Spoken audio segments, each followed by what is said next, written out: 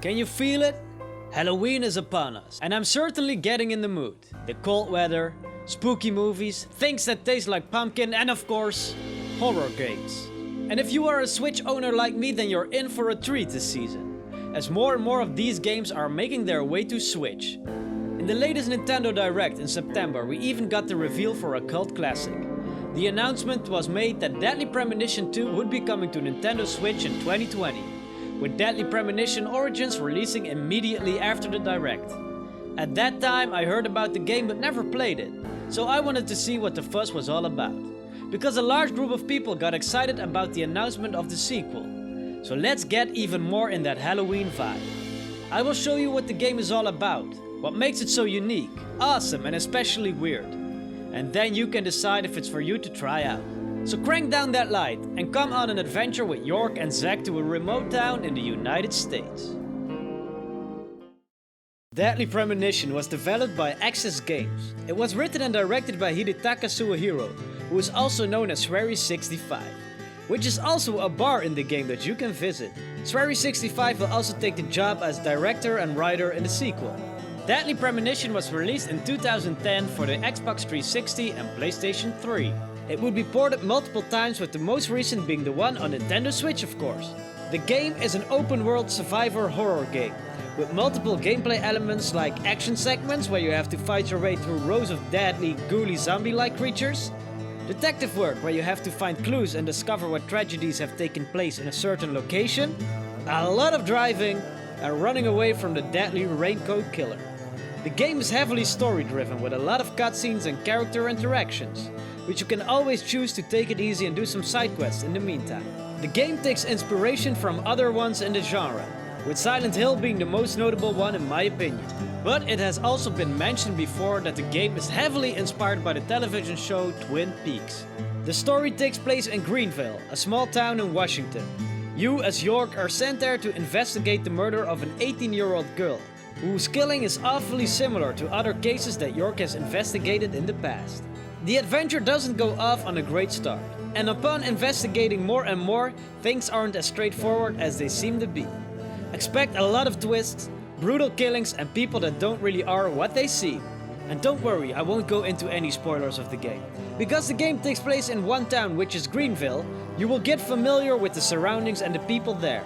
Don't get me wrong, it's still a pretty big location with many spots to explore, like different bars, shops, cemeteries, and haunted hospitals. All the characters you meet will have some connection to the investigation, and all the people are connected in some way with each other, which really gives you the feeling of a small town that's struck by tragedy. The game can take place on two different levels, two universes if you will. A bit like the Upside Down in Stranger Things.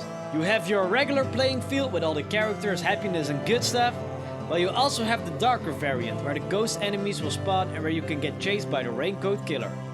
No other NPCs seem to be present in this darker world. And as I mentioned in the beginning, you also have Zack with you. Zack is someone that York talks to, but isn't really there. It's a way for him to recap certain elements, and at the same time it's great for the player to understand what's going on. But if you want to know who or what Zack really is, you will have to play the game. So that's Deadly Premonition for you. But what makes this game so great? And how does it have such a huge cult following? And yes, I keep using that word, cult, because as you can see, reviews for this game haven't been great. But it's still loved by many, and also by me. The story and characters are the things that make this game stand out above many other horror games. York is really interesting, and you really form a connection with all the NPCs that you meet. There is also a real sense of mystery. In the beginning there are a lot of questions that come to mind, but slowly these questions will be answered, which makes it very satisfying. Also, to come into this town as an outsider and see how the death of a community member affects the rest of the citizens is realistically portrayed. And besides that, there is some great horror to be found, with some brutal killings and cutscenes as the cherry on top. If I have to pick one of my favorite things, it must be the mystery and weirdness. There is just something unsettling about the game, and that's not just because of the monsters and murders. The game isn't exactly well polished, which gives it its own kind of charm. But I'll get back to that in a second. You can see how much love went into the game and how ambitious the project was. Unfortunately, that's also where the game sells short in some aspects. Upon starting, you instantly see that the graphics aren't that great, even for the time. There are some elements that can be a bit tedious, like for instance this small part where you have to run through a forest that takes forever.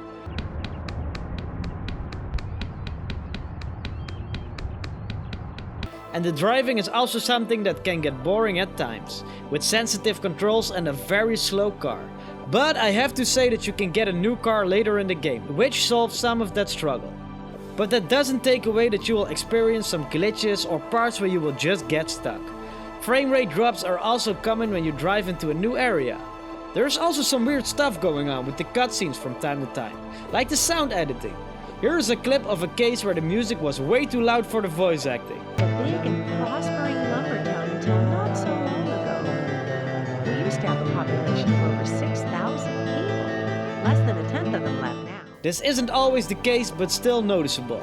And often jazzy or happy music plays in serious situations, which just seems offbeat. He watched as the blood pumped from her body, as she gradually grew cold. While the music of this game is absolutely amazing with some great pieces, some of it can get repetitive, like the same song that's always playing when you're driving. The facial expressions of characters also sometimes get strange in the weirdest situations. And dialogue can feel awkward from time to time. That's it. I'd like to talk to them about this in person.